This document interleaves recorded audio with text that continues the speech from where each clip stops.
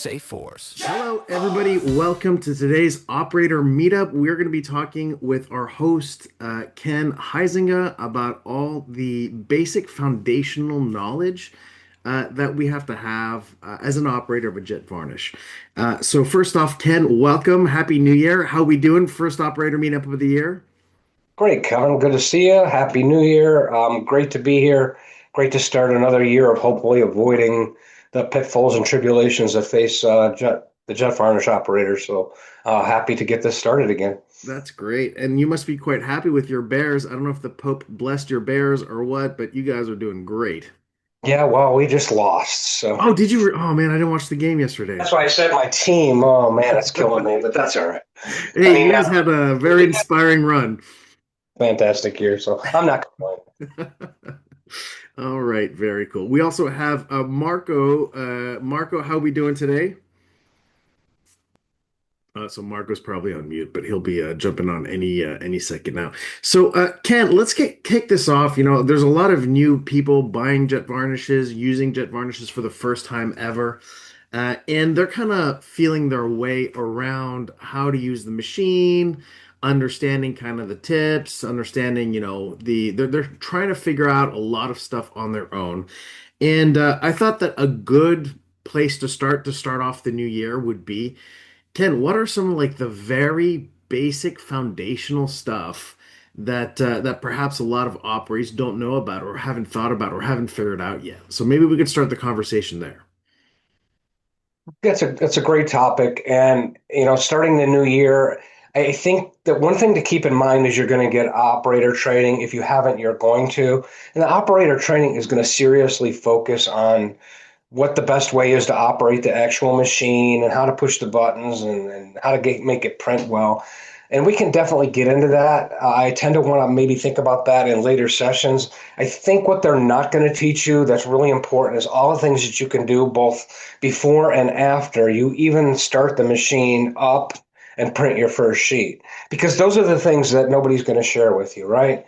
Yeah. I mean, let's start right at the beginning, right? Where is your job? Right? Where's your job jacket? Where's your proof? Where are the things that you're going to need to just gain the basic knowledge to start the job to begin with? Is the job, is it in the shop somewhere? Was it printed days ago? Hopefully not.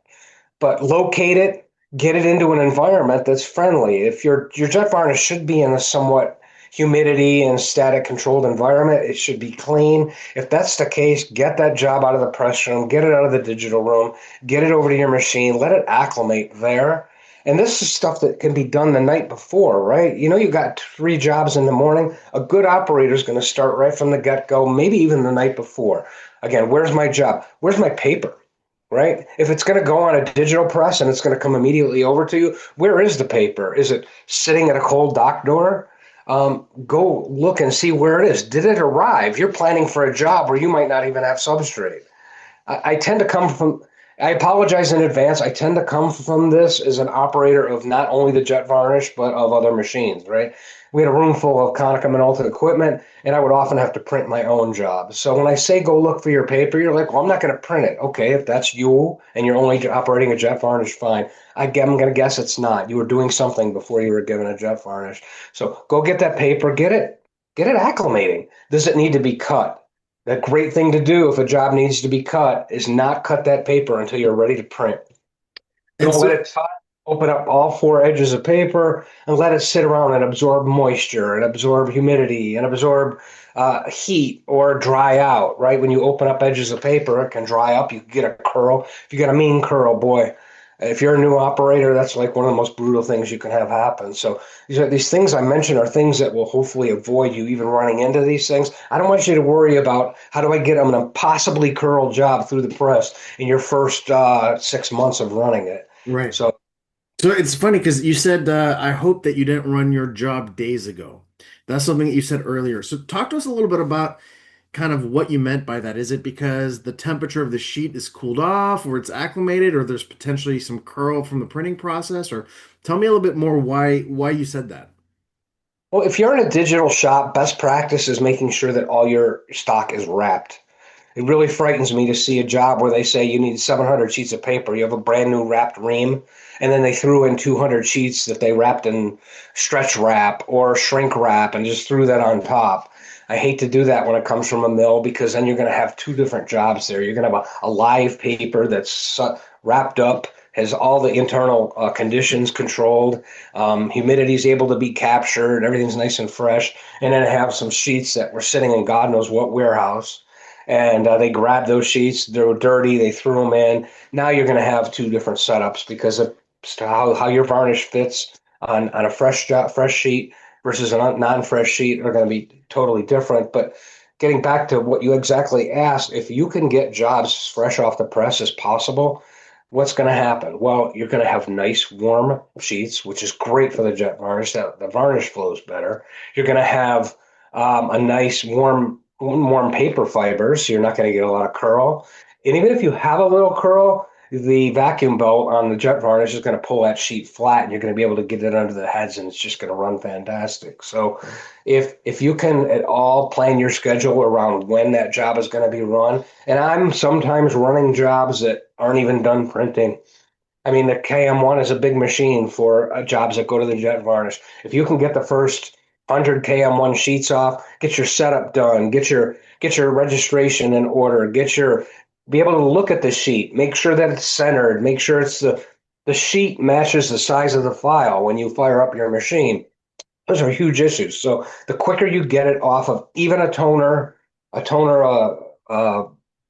sheet, get it fast. Because if it sits now so let's just say you're running a toner job, or you're running a KM1 job. Both of those machines involve heat. So if they're heating up the sheet, they're running the job, they're setting it there, then they're putting it on a cart. They got too many carts in the way, and they slide it into a warehouse, or they slide it into an area that's out of the way, not temperature controlled. Now overnight, and especially now in the winter, it's going to get ice cold. Then you're going to get it. It's already going to start curling, and then you're going to warm it up again, and you may have to put it through multiple passes on the jet varnish. So it's kind of all about what we can control. And if you can control keeping that sheet flat and fresh, Yeah. those are the two things, the two F's that you want to remember here because it's really important to get those. So I have another question, and Marco, please feel free to jump into because I know that you do a lot of customer training as well. Typically, I mean, when I sold jet varnishes, when I was at MGI, we used to tell printers that there's really like a 4 to 6 month learning curve for an operator to go from total noob to basically being a pro. And I think that's kind of more or less been accepted and repeatable from a learning curve standpoint. What do you think happens in those first 6 months from an operator perspective that allows them to set up a job so much quicker than in the beginning? Like what's the difference between day one and day one after 6 months from an operator standpoint? What I can say is, first of all, it's fear, let's say fear of a new machine and everything, Fear. to come familiar with all the possibilities of the machine to make a routine, from the start. With every new machine, you are making a faster and faster routine if you print every day. You said it 4 to 6 months. Yes, if they print. If they don't print, then can be prolonged even more. Sometimes I needed to come again for the almost complete training because they didn't print enough to Practice. standardize their process. Yes. Ah, interesting. Interesting. So basically, it's a learning curve. Yeah. You cannot, some of the things I can say, but until they learn it on their own, they will not know about it, how to say it, you know what I mean? Yeah. Sometimes with someone, the learning curve is 2 to 3 months. For someone is 4 to 5, dependable of the people. But it's always the learning curve and the steepness of the learning curve and how much prints they do per day, per job, per everything. Yeah. So That's a good point. Ken, do you have any feedback on that, on what Marco just said? Dude, that's great advice from Marco. That you have to be patient, right? There's going to be things you're going to learn. Some of it's going to be the things that I'm going to talk more about today, the intangibles. But some of it is, hey, you're learning the software for the first time. There's things that you can do as an operator to the file, whether it's change the amount of varnish you put down, change the speed that you're running at. Look at the special effects, right? Where can I take varnish out? Where should I put it in? Why do I not need varnish on marks? Where can I save on varnish? What can I dither it? Can I soften the edges? Can I shrink it? Can I expand it?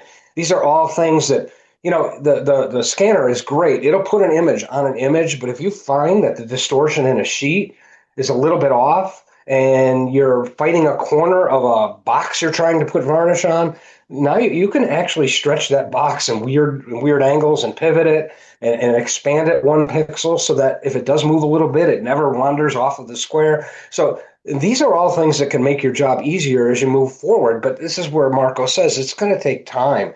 You're going to be you're going to be going back to pre-press possibly and saying, can you do this to a file? And now you're in a big delay because you're going to wait for them to fix the file.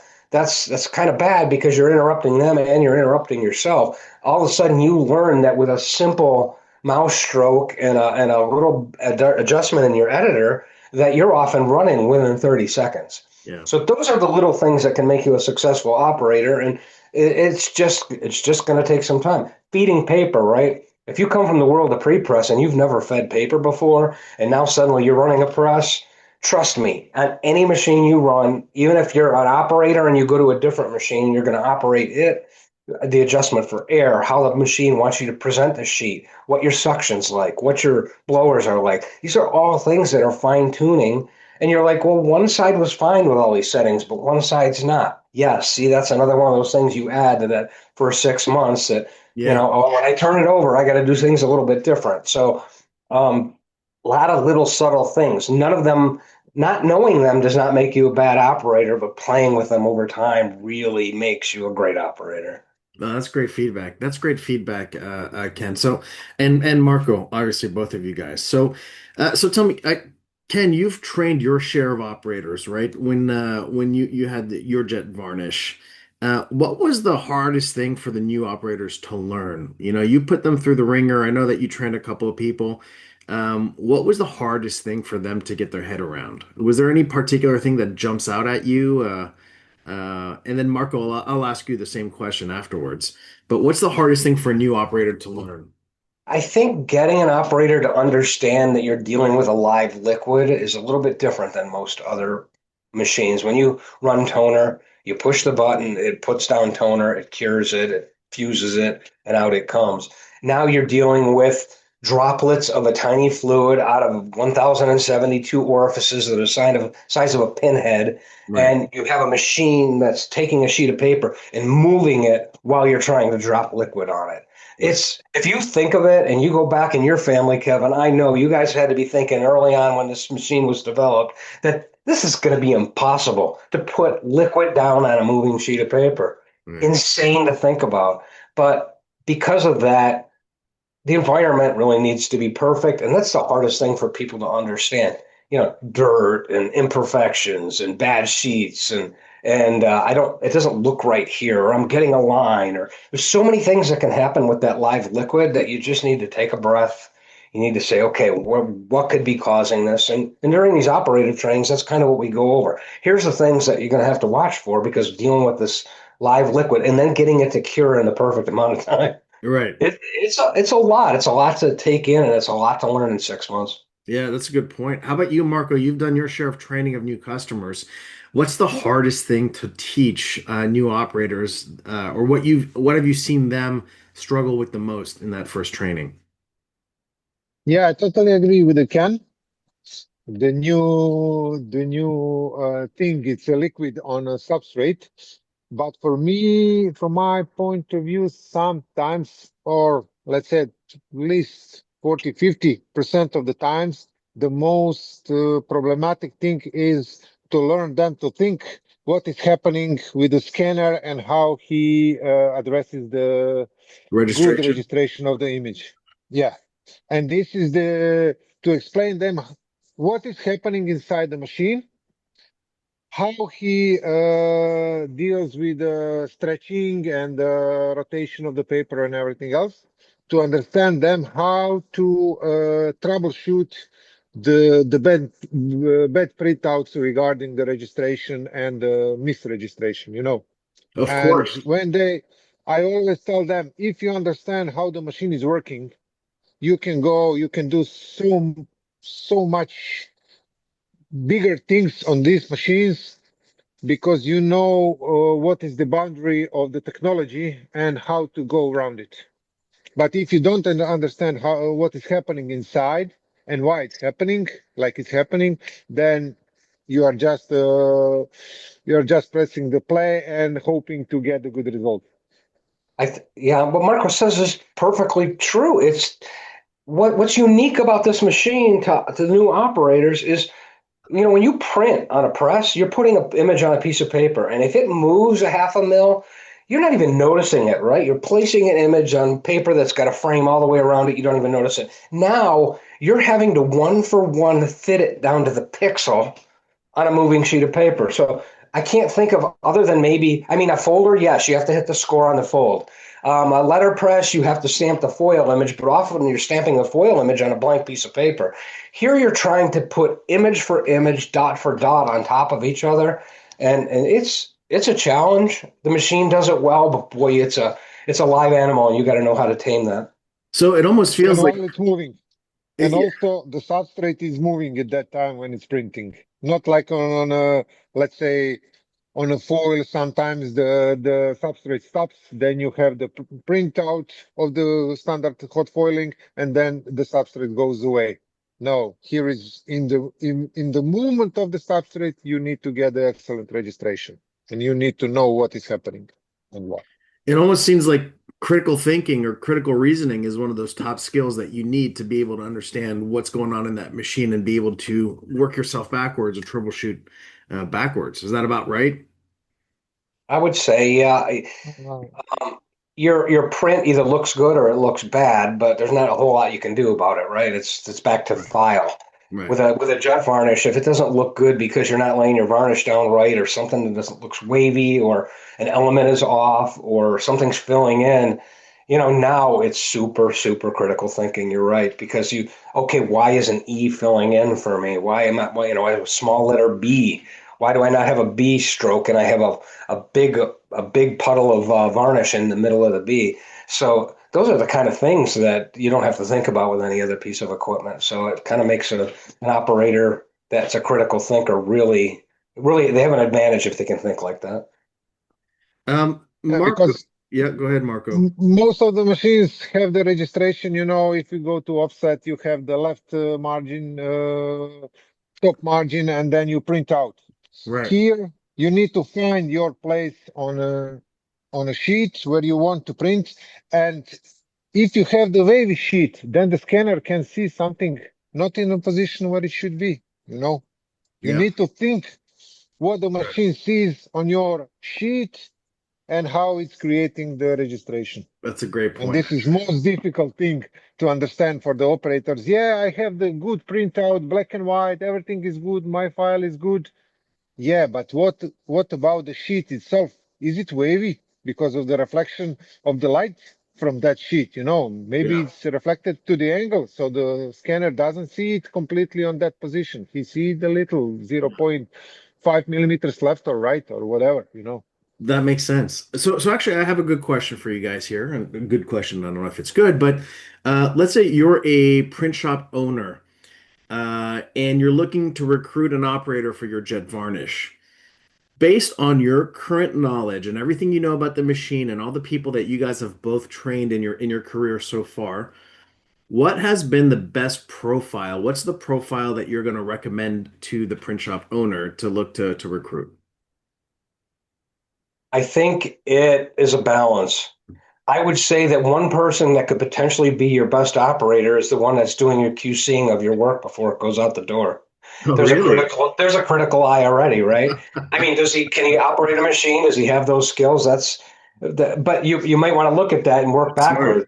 That's super If smart. you have a super competent pre-pass staff and they can help with the files, you might have your best operator by having your most critical eye.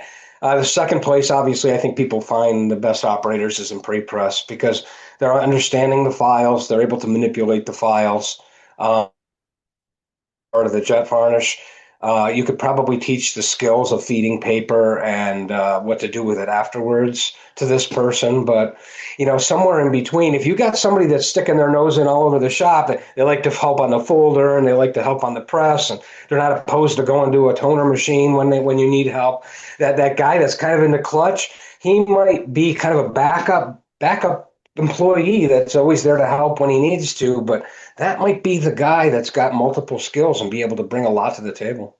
I love that. I think that's great. How about you, Marco? Based on your history, what have you seen? Experience, yeah. Dependable if it's a small or a big production, If we go to the big productions, like I'm visiting for the last 2 or 3 months, Right. those one be two machines and everything, basically they are operators just to print. And for those guys, I would love to train the customer, the operator that is on a technical knowledge, technical guy who Right. is willing to learn, who is willing to listen, learn, and try and error, whatever. But if it's not technical guy, then I cannot explain him some of the problematics that happened during the prints or the technical stuff on the machine. Yeah, he can print. He can print. Basically, if the machine, if the job is standard job, Nope. Did we lose Marco? then there is a plug and play situation. You put the paper in, you choose the file, you press the play, and everything is working. The operators distinct themselves when the problematic printouts come to embellish. Then you can see the good and not so good operator, how he will handle the problems that are caused by the waving of the paper, by the lamination, by the sticking, or whatever happened. And for that, I need a little technical people That's good. And I because think I would also add, you said as an owner, who would you pick? Here's the problem that an owner has, right? You've got guys that can run your machines fantastic. The third thing you want to do is, man, we got this press operator, he's phenomenal. We need to get him back there and we need to teach him how to run that machine. You can't afford to do that. If the Right. guy's awesome at what he does, you got to leave him there. So it's interesting because this technology is obviously new and it's come out recently, and that's a constant balance. But I think the best thing to do, like Marco said, find that technically minded person that's maybe kind of a lost soul within the shop, and you might just be surprised that that's the person that takes to the machine. I mean, it's a new technology, and everybody's going to have to learn it from the ground up. So it sort of puts everybody on an even playing field. So maybe find that guy or gal that hasn't really found the home, and that could be the best employee that you have for a JETvarnish. That's awesome. All right, totally guys. agree. So as we come towards the end of the session today, I just want to get both of your final thoughts as to if you have one key piece of advice that you would give to any new operator who's just installing their machines. What is that one key piece of advice? So, Ken, let's start with you.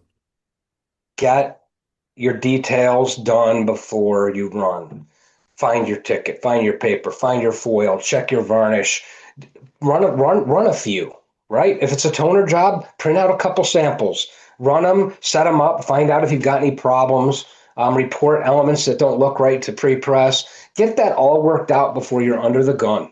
Because if you can get all of those little bits of information and you have all your ducks in a row, when you get the job, you are working stress-free and nobody's putting any pressure on you, right? The clock hasn't started on you because maybe the job's not printed. So get that out of the way so that you can breathe, you can play, you can experiment. And when your job comes, you're going to actually have maybe a little bit more fun than pressure that you normally do. Love it. How about you, Marco? What is your one key piece of advice that you would give to any new operator who's just starting out? Yeah, I will upgrade to the Ken's excellent advices. I would go when the problems come on the machine. Try to think about what is happening inside, what the scanner sees, and why, let's say, your registration is shifted. Maybe your margin is not good. maybe your position in the file is not exactly as the same as on a printed sheet, and think about what's happening on a technical level with the scanner and the registration. And it will sort 70% of your registration issues. I love it. I love it. Well, Ken, Marko, thank you for a phenomenal session. Lots of really good information to start off the year. We really appreciate all of your input. We know that there's going to be a lot of questions out there. Please don't hesitate to send us your questions. We're here to help you guys succeed with this phenomenal new piece of technology that you guys all get the have the chance and the luck to play with. So big thank you to Ken, big thank you to Marko, and we will see you guys next month. Kevin, don't forget, let's remind them about the JETforce.com, where they can go to ask those questions. Oh, yes. And get those answers. So don't be afraid to go there, sign up, ask them. If the things get posted, we'll get back to you as soon as we can. I know you're going to have a lot of questions, and there might be questions that you're afraid to ask the manufacturer. You may think they're stupid, like, Kevin just asked some awesome questions today. Don't be afraid to ask. There's no bad question, and we'll get back to you as soon as we can. Very good. Good point. Thanks, Ken. Thanks, guys. Good to see you again. All right.